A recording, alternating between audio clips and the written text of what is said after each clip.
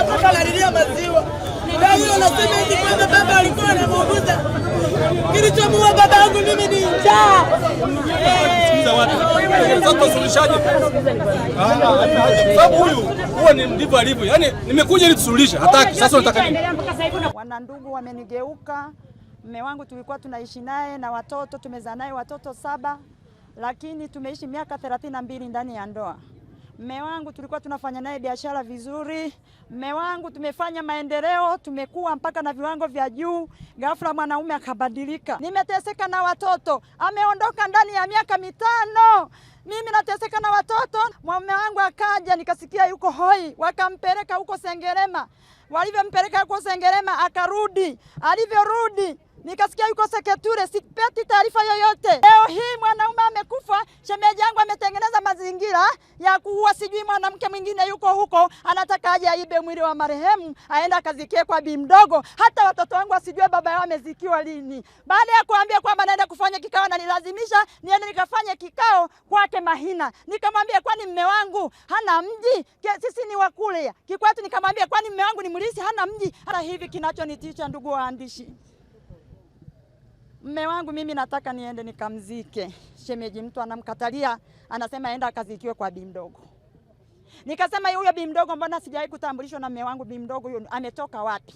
Mimi mume wangu aliniachia mtoto mmoja tu wa kiume aliyezaa nje ya ndoa, mbona huyo simjui?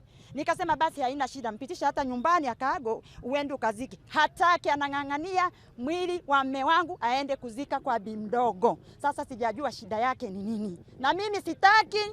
Jamani wa Tanzania mnisaidie, mimi nanyang'anywa mume wangu kwenda kuzikiwa kwa alafu bila taarifa yoyote. Watoto wanalia wamuone baba yao, baba mkubwa na wakatalia.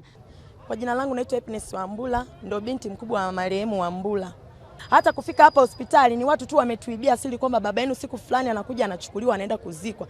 Sisi kama nyumba kubwa hatujapewa taarifa yoyote na wala nyumbani hamna dalili zozote za msiba.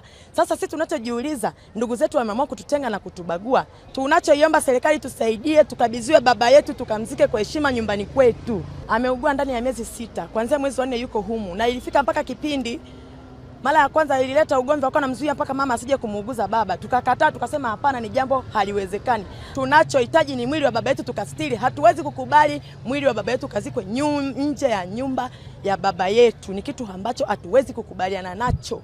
Mzee alikuwa anaishi nyumbani, alisema yeye mara kwa kabla ya kuugua ni mtu ambaye alikuwa anafanya kazi visiwani, ni mvuvi na maanisha.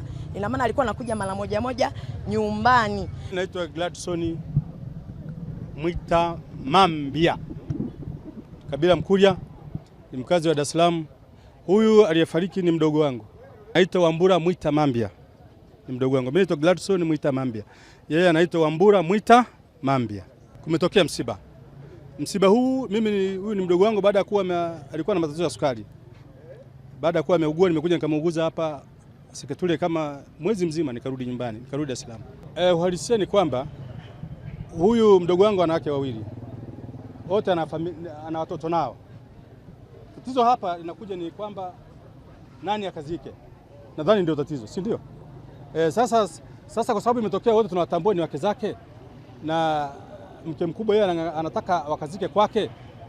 Wakati anaugua huyu mdogo wangu alishasema kabisa kwamba mimi nikifa nisipende kwa mke mkubwa. Kauli alituambia, mimi mwenyewe aliniambia na wadogo zangu wengine na wengine aliwaambia. Wanajua hivyo. Sasa baada ya kifo kutokea ndio tukamwambia mke mkubwa, bana huyu jamaa alisema kwamba atakazikwe kwa mke mdogo. Mke mkubwa amekataa.